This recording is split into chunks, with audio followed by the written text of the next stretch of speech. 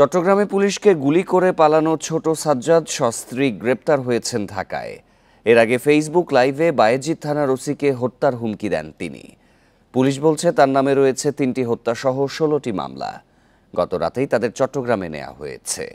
বিদেশে পলাতক ৮ খুনের আসামি সাজ্জাদ হোসেনের অনুসারী তিনি। এ বিষয়ে আরও জানাতে এবার চট্টগ্রাম থেকে যোগ দিচ্ছেন সহকর্মী আবদুল্লাহ রাকিব।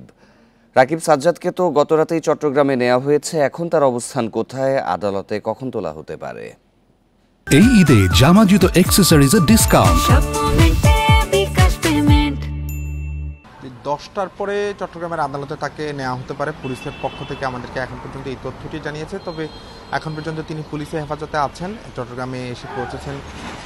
আদালতে তোলার পর অর্থাৎ তার বিরুদ্ধে যে 17টি মামলা রয়েছে, শুধুমাত্র আমরা যদি একটি হিসাবে বলি যে আগস্ট থেকে অক্টোবর পর্যন্ত 3টি হত্যার ঘটনা ঘটে এবং সরাসরি সেই ঘটনায় সাজ্জাদ জড়িত ছিল এবং 3 জনই বালু ব্যবসায়ী ছিল। এছাড়া গত 17ই জুলাই তাকে প্রথম চাঁদগাঁও পুলিশ গ্রেফতার করে। এরপরে সে জামিনে বের হয় এবং এই জামিনে বের হওয়ার পর থেকে আরও বেশি বেপরোয়া হয়ে ওঠে এই সাজ্জাদ, অর্থাৎ ছোট সাজ্জাদ, যিনি বিদেশে পলাতক সাজ্জাদ আলী, অর্থাৎ যে শিবির ক্যাডার হিসেবে পরিচিত, সে সাজ্জাদ আলী অনুসারী হিসেবে তার উত্থান এবং তখন থেকে আসলে তিনি ছোট সাজ্জাদ, অর্থাৎ সাজ্জাদের পরিবর্তে অত্র এলাকায় এবং পুরো অঞ্চলটিতে সে আসলে দাপট করত এবং সেখানকার সব ধরনের অপকর্ম, অর্থাৎ চাঁদাবাজি থেকে শুরু করে হত্যাকাণ্ড, সব ধরনের অপরাধের সাথে যুক্ত ছিল। শুধু মাত্র এখানে থামেনি সাজ্জাদ, এবং কি পুলিশের উপর হামলা, পুলিশের ওসিকে ফেসবুকে এসে লাইভ হুমকি, সব ধরনের ঘটনা ঘটেছে এবং নানা ধরনের পুলিশ আসলে তৎপরতা চালিয়েছিল শুরু থেকে তাকে ধরার জন্য, কিন্তু নানাভাবে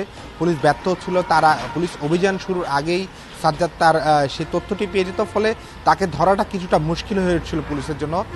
নানা সময় পুলিশ তার বাহিনী, অর্থাৎ তার যে একটি শক্তিশালী বাহিনী রয়েছে এবং সবসময় সাজ্জাদ অস্ত্রসহ চলাফেরা করে, এটি তার সহযোগীরা নানা সময় যখন গ্রেফতার হয়েছিল তখন সেই তথ্যটি তারা দিয়েছিল, কিন্তু পুলিশ আসলে তার পিছনে লেগেছিল, পুরস্কারও ঘোষণা করা হয়েছিল। ফলে তাকে ধরার জন্য পুলিশের যে চেষ্টা সেটি আসলে গতকাল রাতে সফল হয়েছে। তবে এখন পর্যন্ত যে এলাকায় আসলে তার দাপট ছিল, অর্থাৎ বায়েজিদ থেকে শুরু করে যে বিশাল একটি এলাকা, সেই এলাকার মানুষজনের মধ্যে স্বস্তি কিছুটা ফিরেছে, কিন্তু তারা বলছেন তার যে বিশাল বাহিনী রয়েছে সেই বাহিনীর সবাইকে আসলে আইনের আওতায় নিয়ে আসতে হবে, অন্যথায় সে জামিন পেয়ে, অর্থাৎ জামিনের বিষয়টিও তারা বলছেন যে এর আগেও তাকে পুলিশ গ্রেফতার করেছিল, কিন্তু নানাভাবে আইনের ফাঁক দিয়ে সে বেরিয়ে হয়ে এসেছে।